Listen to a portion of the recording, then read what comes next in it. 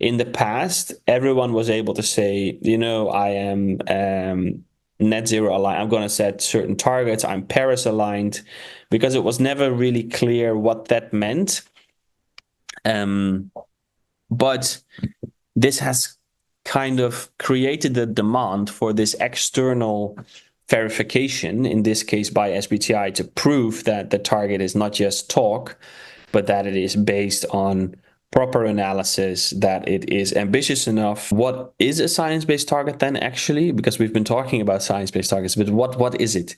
It is basically a number that shows, and it consists out of multiple numbers, but it shows how much and how quickly you need to reduce your emissions to be in line with Paris Agreement. So it did basically two things.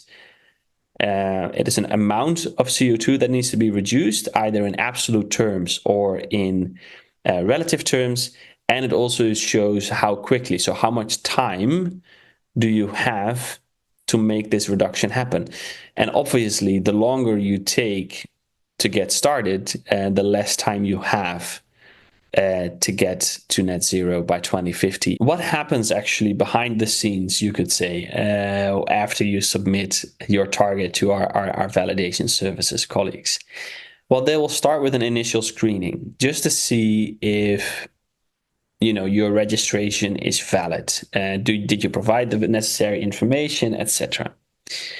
Then, if that screening is done and it is a solid submission, it seems to be it seems to cover all the information necessary, then a lead reviewer will take on your case, so to say, and will go in depth into everything that you provided and check if everything makes sense. If you haven't gotten started yet, please start.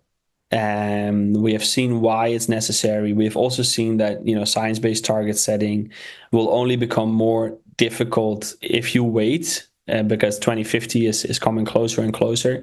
So if you haven't got started, please get started. Also, don't wait for perfect data. It will never come, at least not for the foreseeable future, right? So I'd rather have you work with your best estimates, with your secondary data, instead of using basically a lack of data quality as an excuse not to get started.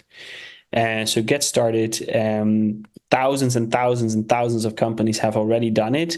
If they can do it, most likely you can do it as well.